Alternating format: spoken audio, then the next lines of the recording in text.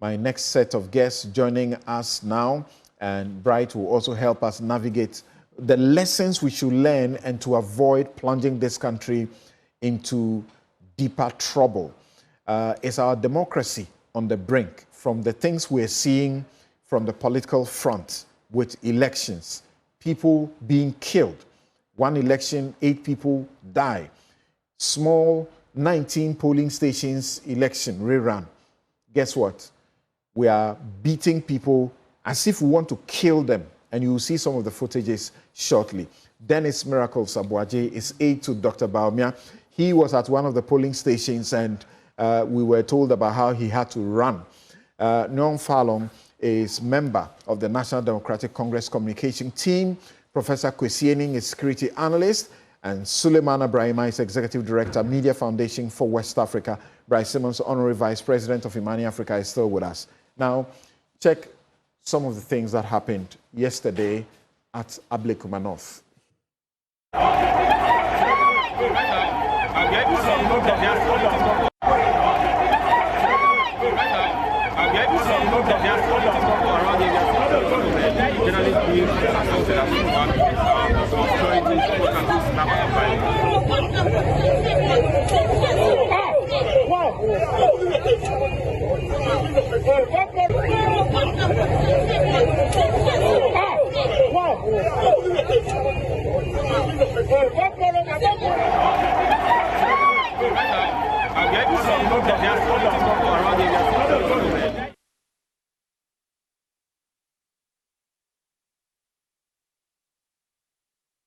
What you can see here is that, yes. Now, how come it is on the floor? That is what is happening here right now. That is what you can see inside. You can get a closer look. The doors are locked, but that is what you can see here. I want to...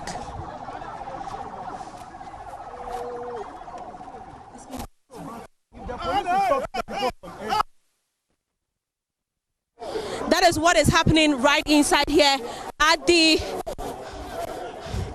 So that is some fight happening right inside here. That is what is happening here.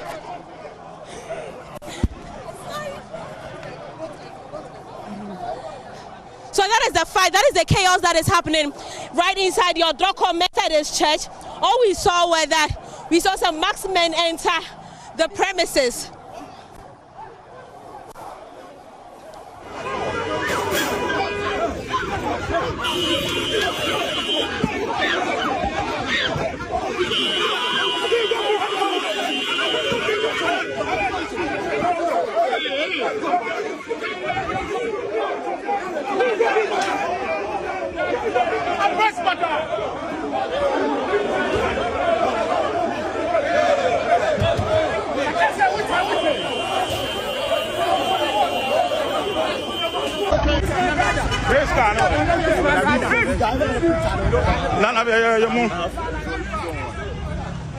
Let's go. Where's your car? Let's go. Let's go to your car.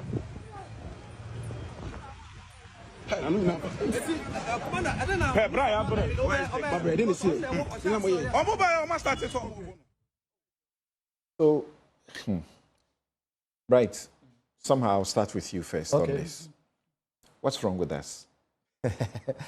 Well, there are a couple of issues. One, we have to recognize that this issue of political vigilantism is connected to some of these incidents that we regularly see.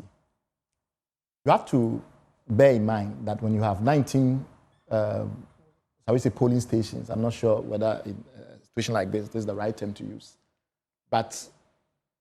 and you have the overwhelming force of lawful violence that the state can deploy. And yet still, it's very clear that the state was overpowered in a couple of seconds. And it becomes very clear to us that unless we go to the root cause of this problem, we should forget it. Think of it. You have, in a normal election, general election, you have almost 40,000 polling stations. If you put all the security agencies together, you struggle to get 100,000 that can be deployed during elections. So maximum maybe 2 per polling station or 2.3 per polling station, you are lucky.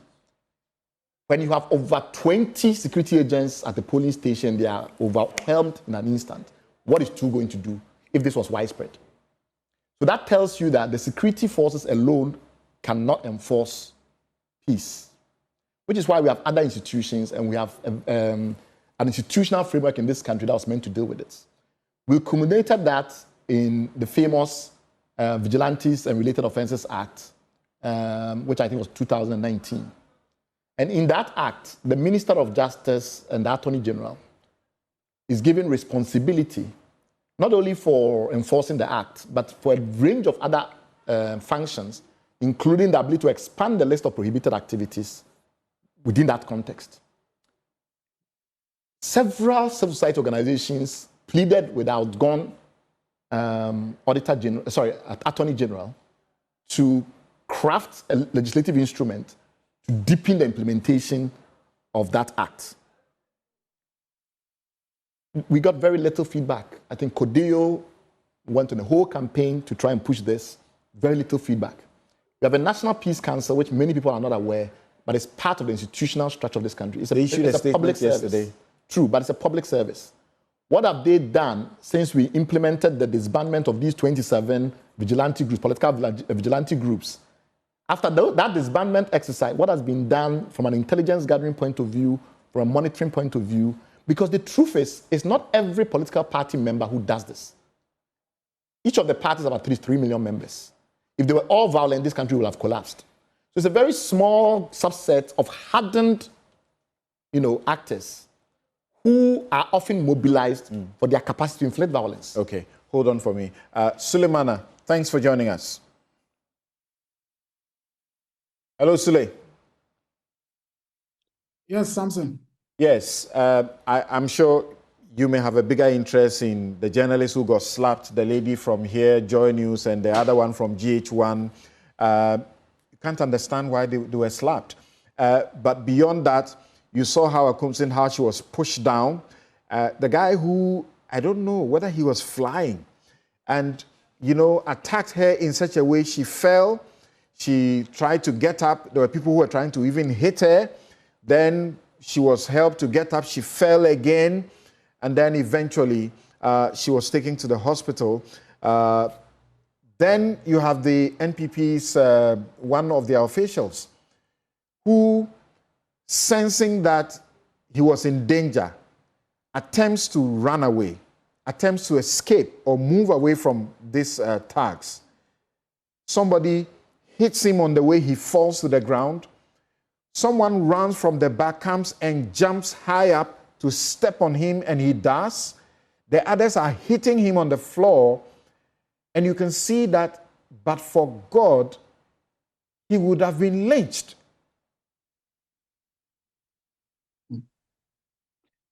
Well, Samson, these are certainly very sad and unfortunate developments. It's sad because, we started seeing some of these things right from 1992. And 30 years on, despite reforms, despite improvements, despite what is supposed to be an advancement in terms of civilization and how we do things, we continue to see some of these actions. And that should tell everyone that we still have very fundamental problems to deal with in terms of our democracy. I think we keep talking about sometimes some of the high level or high end things, corruption, good governance, and so on. But even before we get there, I think that the attitudes of our people, the attitudes of our leaders, the attitudes of our organized groups, political parties, and so on, are issues that we have to look at quite critically. But beyond the violence that happened, and of course the violence happened because there was an occasion, there was an event that triggered all these. And this is about the rerun. And for me, I think what's important to talk about perhaps is what this rerun means for us as a nation, for our institutions, and for our democracy. And I think that if there is any doubt at all, yesterday's development, not just in terms of the incidents that happened, but the fact that we had to have this rerun, clearly points to a number of issues. And for me, I want to flag 4 of these. One is the competence and the independence of our electoral management body, the Electoral Commission. 2 is the independence of our police and other, state institutions that are supposed to be independent. The 3rd is the credibility of our political parties and our political leaders. And then the 4th issue that we should look at, I think, is what precedent does this set for the future of our democracy. Sule, yes. Hold on with these 4. I'm coming for you to develop them shortly.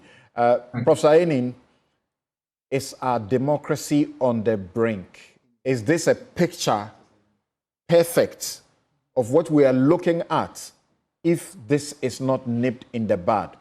Nipped in the bud, really how? From Talinsi in which year? From Ayawaso, which is even recent, and there was a report that asked that, the state should punish certain people. And we made a joke of it, that even the thugs were bold enough to go to a courtroom and move a judge and manhandle people. Well, our democracy is now on a knife's edge, driven by the increasing franchising of violence and the use of violence as a currency. So we are going nowhere. Promises will be made, statements will be issued. We will never be prepared because, similar to the Galamsey fight, we are only tinkering with what we see. And similar to Sule, I want to flag a couple of things. 1, who are those behind these men, bold, daring, convinced that they have godfathers and godmothers, so they are above the law? Good question. Who are behind them? Well, that's what I use for my consultancy, so I don't intend to say it here. But you and I know that we cannot go to town with cutlasses, do the kung fu fighting, knock people down. 2 ministers, Defense and Interior, promised us as yesterday that those who perpetrate these crimes will be arrested. It's more than 24 hours after we saw these videos. I don't know how many people have been arrested. Number 2 relates to the performance of the police. I agree, and I think it was the right call that the police did not go initially to the polling stations armed. Otherwise, we would be talking about shootings and deaths. But if you play the videos in slow motion, you would notice that, particularly with the MPP official who was battered, that the response of the police was extraordinarily slow. Okay? So we need to look at police preparedness, intelligence, levels of response and reaction times, so that we can prevent some of these things. The third. My production, sorry, we have shown these videos already. Can we stop showing them? I think they are not good. We can stop showing them for now. Yes, go on. I can't watch. Well, we need to watch them. We need to imprint them on our minds to see the kinds of people that we have become because of the allure of getting access to people who are in power and the incentives that arise thereof for doing their dirty work. Samson, there's a direct positive correlation between the violence that we saw, those who organized them, and the benefits that they are receiving now as we speak. So this is not going to end today. Already, officials from the MPP are saying they are getting prepared. They will meet them wherever there's the next opportunity, similar to the NDC's statements when Ayawaso West were going to happen. So we as citizens are caught in the middle. Okay? Okay. And I think Bright's point that every single party has about 3 million people, supporters, and that those who are doing this are a few hardcore, and they realize their problem. So it means we can really deal with them. Prof, hold on for me. Hold on for me. Let me talk to the party reps in the studio, and then I'll come back to all of you guys again to see what we can do, what we should be doing. And sometimes it feels like one gets tired of this conversation, but even when we are talking about it, it's still going on. What if we stopped? Yes, Miracles. Why were you running where you were yesterday? I mean, it's a simple voting process. You are supposed to go and observe. I actually wished I had the chance to run. With what transpired yesterday, I truly wish that there was an opportunity for me to run. But unfortunately, there was none. It was even much more riskier for me to have attempted to run at that point in time. Because I was standing right at the entrance with about 30 policemen. Indeed, at that police station, there were 60 policemen. And in the morning, I had been there, Hawa Kumsen, Dakwa Newman, the candidate herself, Samia Wuku, Mustafa Gbande, Akugan, we're all there. In fact, at some point, we were all having interviews together and having very good, Yeah, I saw some of those lively chats. Mustafa Gbande with Hawa Kumsen. They were sharing jokes. Very nice. We're all there. There was no incidents. In fact, even the turnout was slow. So for the 1 hour I spent there, you didn't even have more than 3 people walking in to come and vote. So it was people just standing idle and chit-chatting. And the police had just kept everybody out there at the entrance, with just a few people in there. We had an agent within the perimeter. So Hawa Kumsen, Dakwa Newman were standing far away somewhere.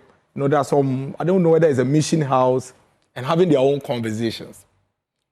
And then I was granted an interview to the CCTV crew. So I saw about 4 pickup trucks just stop in the middle of the road. Then the gentlemen got out of the car.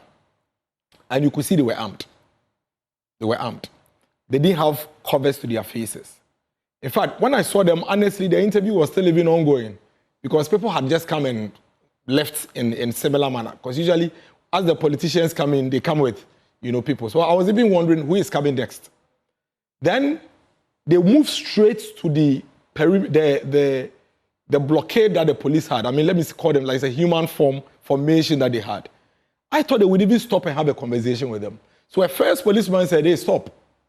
Then the first gentleman, he was in a camouflage jacket, hit him, he went back, he sat on the floor, then he broke through. He hit the police? Yes. So when he hit him, he sat on the floor and he broke through. Then the rest went, agog. So if you watch the video carefully, you'd realize that for the first 30 seconds, the police were not reacting. Because they themselves, they were trying to figure out what to do. Before at some point, after some had already gone in and were going after Hawa Kumsen, they tried to stop the rest. But even that, if you watch the video, you realize that they ran over them. It was a policeman who was standing right where I was, who grabbed me and said, Miracles, come this way. So it was actually Jackie, your reporter, that I would say saved me. Because Jackie was seated on a wall, on the fence wall reporting. And then your video guy, your camera guy was this way, also had his camera right on top of the wall, also shooting. I remember telling Jackie that she should be careful. Because the guys didn't seem to be locals. They didn't even seem to know the faces. And they didn't seem to care. So Jackie being on the wall, I use her as a shield because there's a billboard right where we're standing that came to the ground, and then there were some cars parked. So actually, that is where I stood. So I was right there. All the videos you are seeing from where we shot, I was standing by the video guy, except that they couldn't make me out. Because I'm sure if they had made me out, I would not be here this morning. But Samson, why are we here? Look at the police at the entrance. And if you had attempted to run, they would have the point is that it does look, from the incidents you see, it does look like people who attempted to run rather got attacked. Yes. Because you see, the guys didn't know faces. So if you are running, then they assume you are part of their target. So it was to look at the police, they are standing idle. They couldn't do anything initially. They couldn't initially. Until here where they tried to stop the guys, they ran over them. And you can see some of the police even moving around. See some standing up there doing videography. You couldn't blame them. I think that, like Professor Enin said, the police were not armed. And basically, if they attempted to do anything, a lot of them could have been injured. But let me come to why we are even going through this. Samson, if there was even an incident at the polling station, I would be a bit more calmer. There was no incidents. There was nothing happening at the polling station the time these guys came in. In fact, they are the ones who came in and brought this. But the NDC are not learning. The reason why I'm saying they are not learning is this.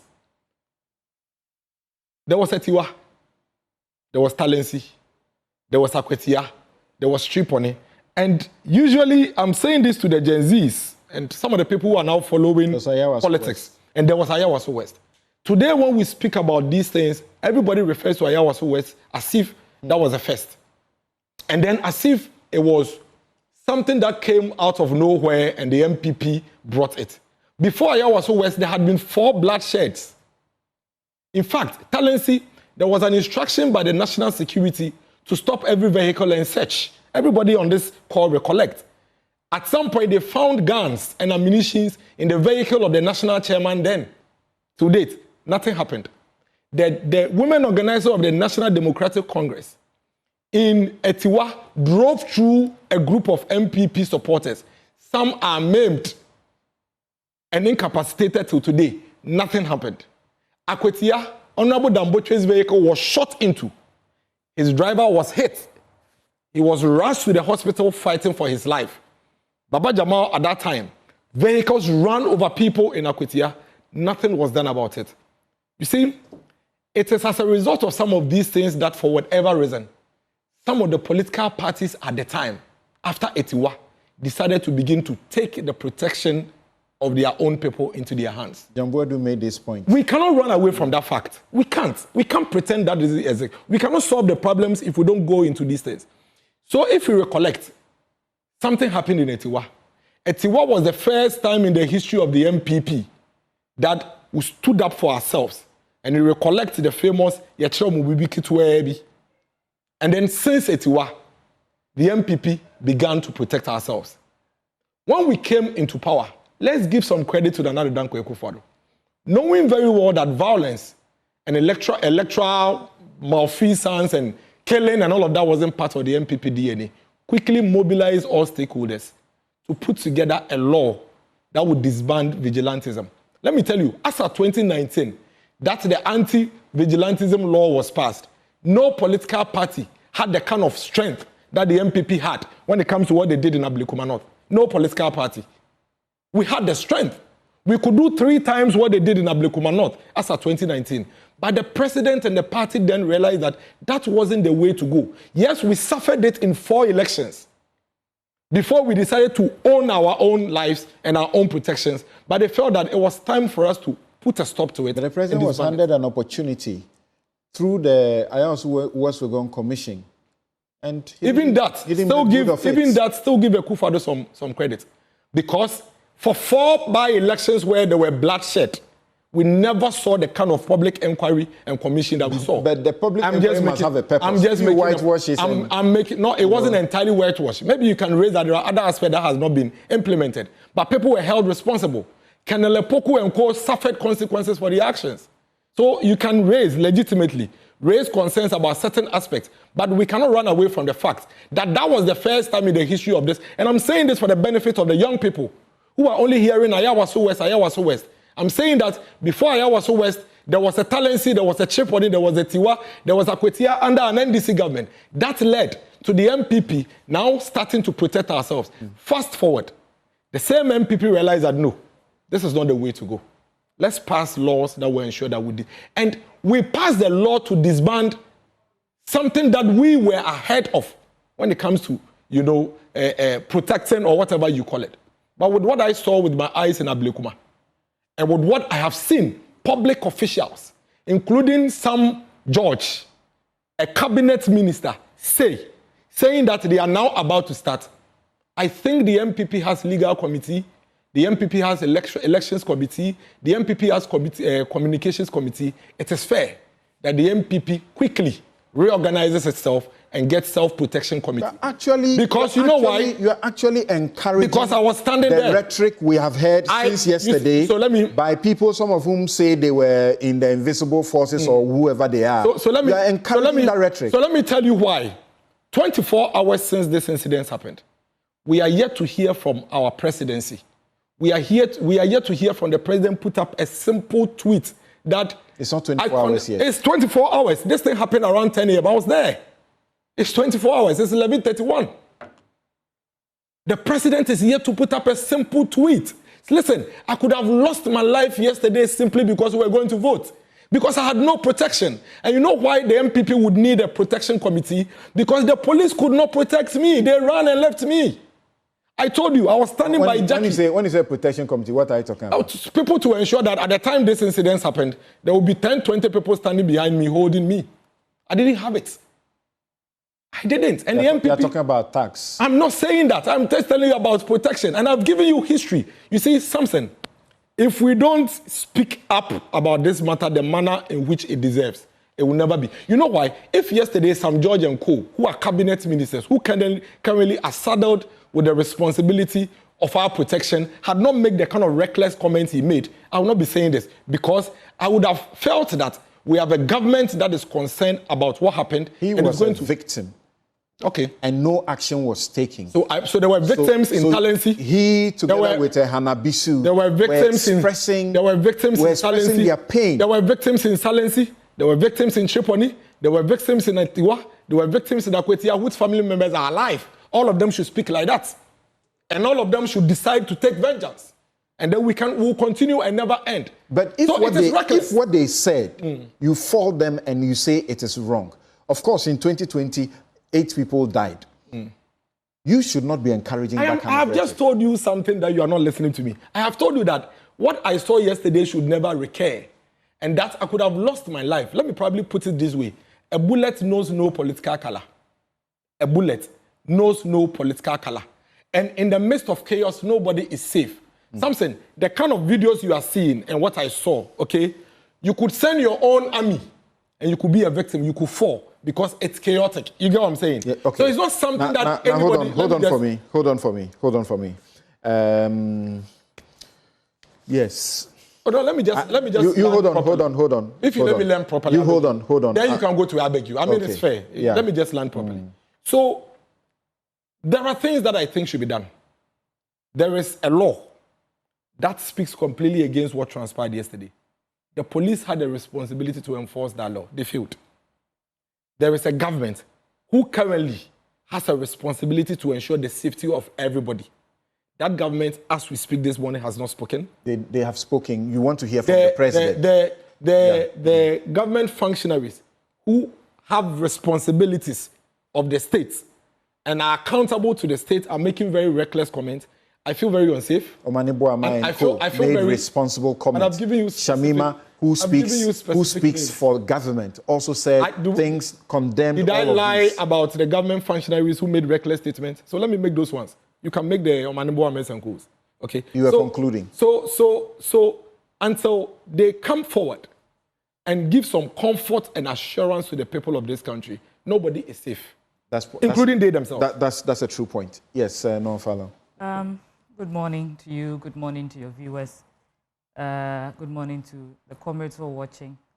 And my good people of Laura, good morning. I just want to begin by saying that yesterday's rerun was very critical to our democracy in order to avoid disenfranchising any more people in this country going forward. I want to congratulate the candidates who won. The NDC's candidate, Rabna Oben. She won by over 209 votes. Very, very critical, especially for such a coveted seat that has been known to be an NPP stronghold for quite a while. Her opponent was known to have outdone her by over 400 votes. And she believes strongly that she just been, this is a re-rig, not rerun, really. Contended figures. I mean, if the Electoral Commission counted, I think when they counted, the MPP was leading with about 49 votes, before the rerun. So I'm going by the figures given by the Electoral Commission, unless anyone wants to say that the Electoral Commission gave us wrong figures. The win in that constituency shows us clearly the confidence the Ghanaians have in the NDC government. In 2024, that confidence was very clear in the election results and in the parliamentary results. This is just an affirmation of that confidence, and we are truly grateful to the people of Ghana. It also shows the lack of trust, the lack of confidence in the NPP government and their abysmal 80 years governance of this country. The people of Ghana have spoken resoundingly, and we are very thankful for that mandate. Now, if in reference to the cases of chaos that were witnessed, especially against the journalists, it's deeply regrettable. It's unfortunate. These completely undermine our democracy. And you have heard from our General Secretary, who has said there is really no need to show the NPP any power. You say especially the journalists. When those who were actually battered, who were at the point of near death, were officials of your opponents. I sympathize with all of them. But I used to be a practicing journalist, and so it is not out of place for me to sympathize specifically with the journalists, because when I watch, I see myself in them. I could have been on the grounds. I have covered similar events in the past, and so I sympathize deeply with the journalists and anyone else who was caught in the crossfire. It is important to understand that regardless of the history of violence where our elections are concerned, and we have had violence for a very long time, it undermines it for all of us, not just one party, regardless of who did what their political affiliation is. Violence at any election event is regrettable, and I just want to put that out there.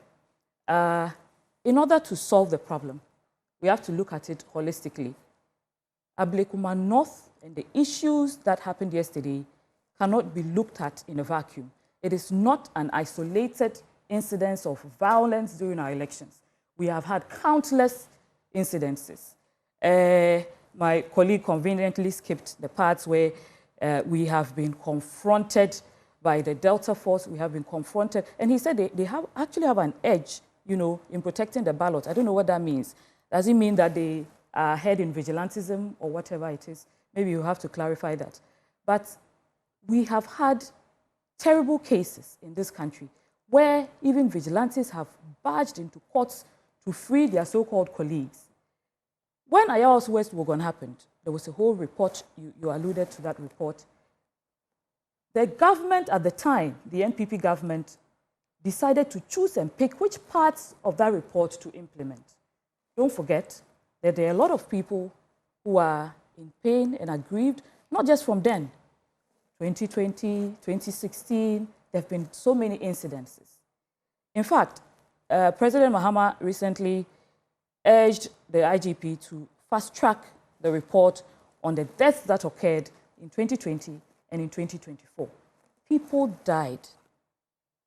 People were shot at. What's the point? What's the point? The point I am making is that yesterday's Ablekuma North elections, the violence experience did not come out of nowhere.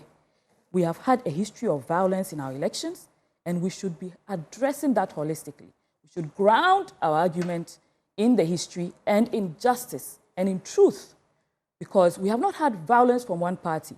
We have had violence from many. In fact, as far as I'm concerned, the accusing fingers are being pointed at the NDC.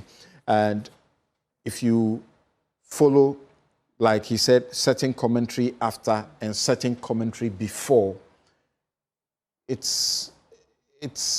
think the party general secretary has spoken.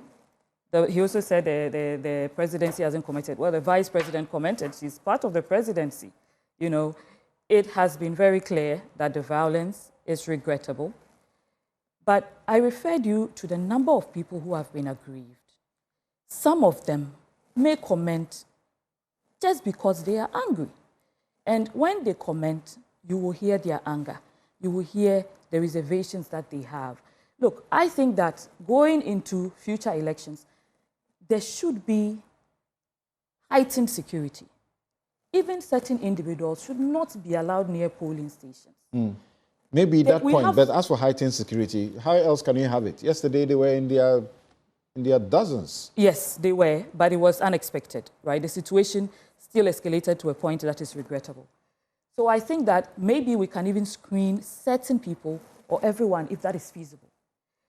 Just or if you don't belong to the constituency or you don't belong to the polling station, you are not given access. Exactly.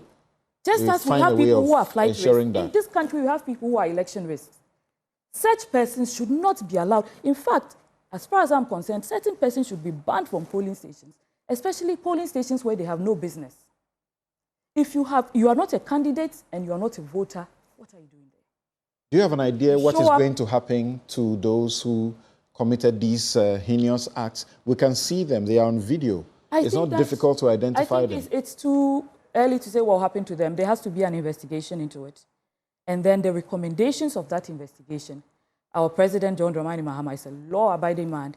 He will follow to the letter the recommendations of the investigations.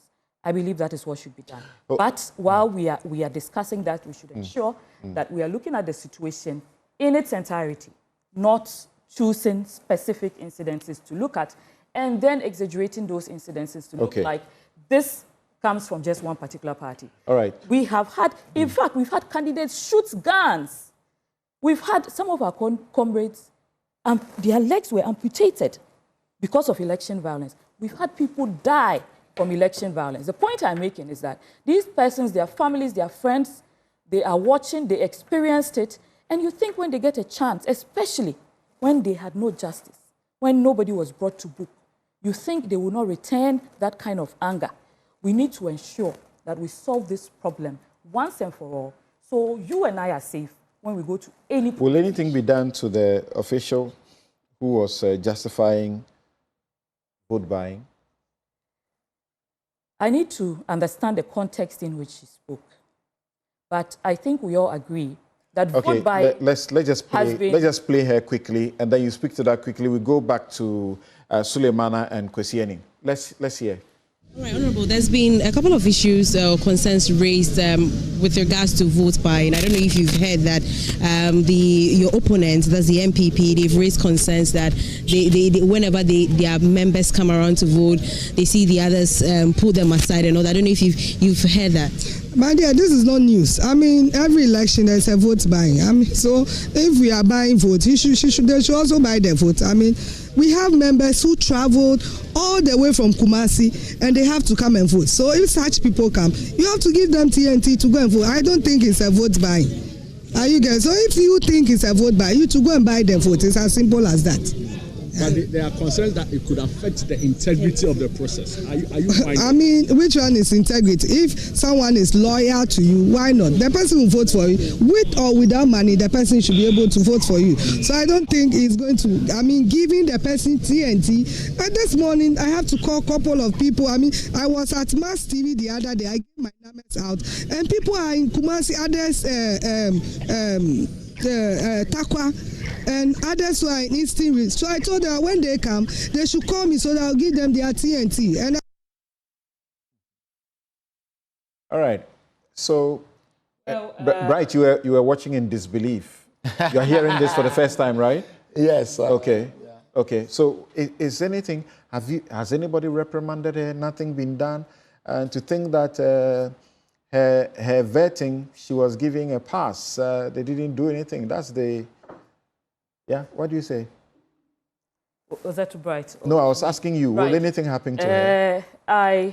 It's too early for me to say if anything will happen to her. That will be determined by the President and probably the Chief of Staff. We will await their response to that. But I think that she confused a few things over there. It is clear that she had certain persons who had come out of station and she was trying to compensate them for their transportation. It is important to understand that the MPP at the same election was also accused of vote buying. So she was responding. And I want to just say that generally, buying votes is a conversation we all should have in this country, especially election financing, the campaign process, and the incentives that are given in the process of the election should be properly discussed by all of us so we understand the limits to which we can stick to. Interesting. Sule, now let's hear you on your 4 points and how we can overcome some of these things. And I'll be frank with you that I'm surprised that Noah Falong is not as blunt as I expected to do about this particular comment, because we have been with her in civil society where we have met CDD, we have all condemned these kind of commentary. I did say we have to all discuss vote buying in our elections so all parties understand. Do you condemn her for this? Do you condemn her for this comment? Because she's encouraging that. I need to understand her comment better. Should she be arrested? Should she be arrested and be a subject of prosecution? We haven't heard from the minister, Samson. It's impossible for me to sit here and call for the arrest of a minister whose perspective I haven't heard. Thank you. Okay. Yes. Sule.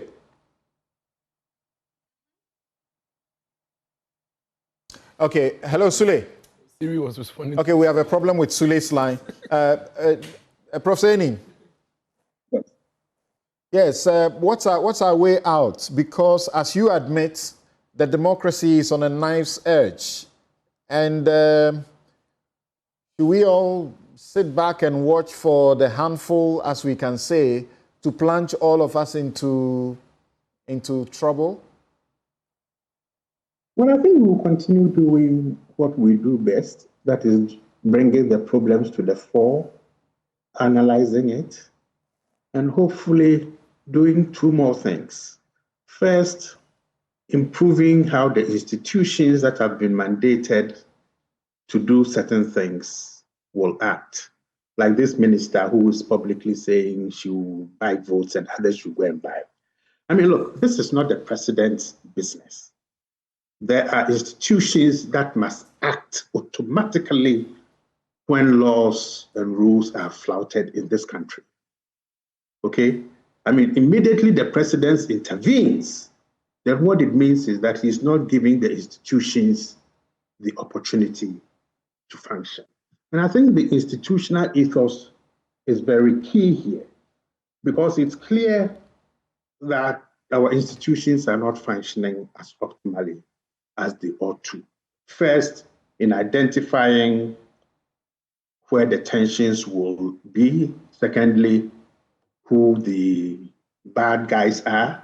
Because what we are seeing now, as I said earlier on, is the franchising of violence. Because if I understand miracles very well, these guys didn't even know where they were and who were the people who were present. They had only been hired and ordered to create some mayhem. The second point relates to the nature of our political culture. And here I want to speak directly to the two party officials who are there. You know, when we have two political parties in which the citizenry expect to perform certain duties on behalf of the country, because these political parties come to us voluntarily to seek for our votes, then emotions cannot come in when they need to act on our behalf. So I disagree very strongly with Falong when she says that there was anger and therefore some of the commentary must be understood within that context. Those people who gave those commentaries, although they spoke in their individual capacities, are representatives now of the Republic of Ghana. So the international community sees them not as victims of XYZ by election, but a minister of the Democratic Republic of Ghana. And that is the lens that they will be. What's your brief commentary about the Greater Accra Regional Minister Linda Oklu's comment on vote buying? No, that's not acceptable. And I mean, if the electoral laws are that you cannot buy votes and you cannot incentivize people to come and vote. Then the appropriate institution, I don't know whether it's the CID, must invite her for a conversation and apply the law. And I think when Falang says that she's waiting for the president or the chief of staff, it's not everything that the president must do. And that is why we have institutions. Okay, and this speaks to the issue also of political culture. And this goes to my brother, Miracles. Miracles, the establishment of party security groups will only worsen the situation. We've got to go back and create trust. He says a committee, and what he's saying is subject to doing something about the situation, because it is when the impunity is not punished that it continues. And sometimes, Prophet, won't you admit that if they are this vulnerable, they need personal protection? Listen, I don't want to go into the history because it's like dredging things up. But I will only say this. When they were in opposition prior to the 2016 elections, they brought in mercenaries from South Africa. Okay, that created all kinds of things. But let's not go there. I think both parties must begin the process of engaging the statutory security services. We have an election security task force. Let's engage them. Let's use the intelligence that we all have. Thank you. Prof, hold on. I have Sule back. And Sule, we have the accusation, counter-accusation. The minority leader issued a statement yesterday pointing fingers at two individuals as being the ones who incited, directed, or ordered. This morning, I'm seeing a statement from, what's the name again? Mustafa Bande, who is the Deputy General Secretary of the NDC. And in his statement, it's titled Blatant False Accusations by Alexander Afenyo-Markin. And he says that he did not do any of the things that Afenyo-Markin claims he did. And then actually indicates, he says that the assertion by the minority leader is false, reckless, and politically motivated. Such conduct from a trained lawyer and senior member of the legislature reflects a disregard for truth and the ethical standards expected of public office holders. I was in the constituency as part of routine electoral monitoring, and though I was not at the polling station when the altercation involving the former MP and Minister Mavis Hawa-Kumsin broke out, I rushed there to assist interventions to de-escalate the situation.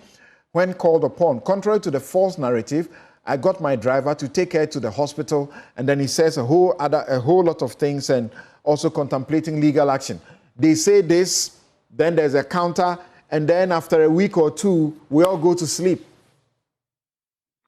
Well, Samson, I think that sometimes we need to go a little bit hard on our politicians. And I believe we are where we are because of the hypocrisy and the sometimes very, very dishonest positions taken by our politicians. Look, to be honest with you, if MPP was in power and this thing had happened, Miracle would have been saying what Noam Falun is saying. And if NDC remained in opposition, I'm sure Noam would be basically the one saying what Miracles is saying in your studios this morning. People would say that, look, we've had the MPP for the first time, maybe this is for the first time, maybe in 8 years, the MPP disagreeing with a position taken by, let's say, the EC. The same time, you can talk about the police. We've had the MPP justifying actions of the police all this while. Today, it is the NDC justifying the actions of the police and the fact that they were overwhelmed and so on and so forth. I think the situation where people or our politicians, for that matter, only criticize when they are victims and justify when they are the perpetrators has to stop. We cannot continue with this whole situation of, okay, we would do this, they would do that. We'll go, Cherepone and so on and so forth. I think we've come to a point where we say, look, we have to stop and build the nation. We cannot continue to be playing political chaskele with our security and with the safety of our country. But Samson, having said that, I think it's important to still go back to the fundamentals. We are where we are because I think the EC has basically demonstrated gross incompetence on this matter. All this while, we were told that, oh, he's left with 3. We just need police security. With the 3, it is done.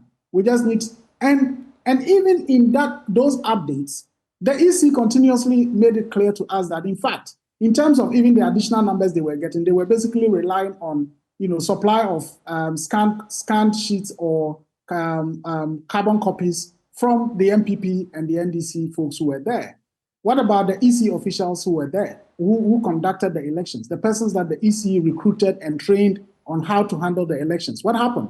That all of a sudden the EC has to be dependent on the results from the MPP, results from the NDC. They add on this, they add on that, eventually tell us that it's left with 3. And then all of a sudden we go back to 19. So this whole thing about the credibility of the EC, as far as this matter is concerned, cannot be wished away, and then we just focus on what happened yesterday. You and I have been, because we've just run out of time, you and I have been on this vote buying issue for a long time. It's a crime, but of course, when it happens under elections situations, you need the fiat of the Attorney General to prosecute, and we know that the Attorneys General will not give a go-ahead for prosecution against their own. What do you think? What should we do now? Because people were committing assaults. I think what has to be done is to go along the lines of the bold statement that the president has made about resetting. And when we talk about resetting, it is not about basically doing some of the things that are easy to do. It is about taking the difficult decisions to end certain things and to begin certain things. Should the regional minister be arrested or invited to be answering questions by this time for what she said? Absolutely. Absolutely. If it's a crime, he has to face it. It doesn't. Crime knows no color. Crime knows no party. Crime knows no position. And therefore, if the president says he's resetting this country, I don't think that we can reset a country where people can commit certain offenses because they belong to a particular political party or government. And do you share in the view expressed by some that the development yesterday, they chip away from the groundswell of goodwill that the government has? Well, I think what happened yesterday has happened. In terms of whether or not the president will lose some support or groundswell, as you call it, depends on the actions that are taken following what happened yesterday. Because, I don't think that what happened, I would say the president sanctioned that, or maybe cabinet sanctioned that. Okay. It's about what the president or the leadership of our country does. Thank you. I have just some 30 minutes left, 30 seconds left. Bright. What will you say in some 20 seconds about what should happen to avoid this? It's our tendency to rush to create laws where we have no commitment to develop the policies that underpin the law. My analysis of institutional governance is that you move from politics or political objectives to policy. When the policy is granted, then you create a law. We rush all the way to create a vigilante law without the accompanying policies of what we actually do to dissolve. So you know what happened? The 27 group that we disbanded, a researcher is now saying the people have regrouped and they are now 72. There are now 72 vigilante groups in Ghana, despite the law. I call that catanomics, where there's a breakage between the politics, the policy making, and the law making. We need to integrate those things properly. Okay. Yes, Newsfile. I just wanted to mention that although we have referenced so many comments made by party persons who are members, and I should refer to what Professor Enin said, they are not government appointees, they are members of the party who are airing their grievances. There are persons directly working with government who have made very instructive comments that we should be referring to. We have the General Secretary, we have the Vice President. My time is up. The closing jingle will be played on me right now. And I just want to say, let's all exercise restraint and work towards a great... You can assure Ghanaians that the people will be found out and punished. Well, there are institutions that do these things. The police, SHRAD, the Electoral Commission. The government can follow government. You can bring pressure to bear on them. All these institutions should work. Something, Sule is wrong. I don't condone violence. I have never, ever, in all the violence that has transpired, ever supported any of them. There's no record of Dr. Bawumia gives a sense that if it's not punished, yes, but that condition is important. I'm expecting the president not just to investigate, institute a commission of inquiry. The gentlemen who did that, we have their photos, we know their names, we know where they work in government. We'll supply it to the police and the government. We want to hear everybody speak. Thank you very much. Government My guests have been Dennis Miracles Abuaje, aide to Dr. Baumia. Noam Falong is a member of the NDC communication team. Professor Kwesiening is a security analyst. Suleimana Brahima is Executive Director, Media Foundation for West Africa. And Bryce Simmons is Honorary Vice President, Imani Africa. I'm Samson Ladi Anyanini. This has been Newsfile. Thank you very much for your company.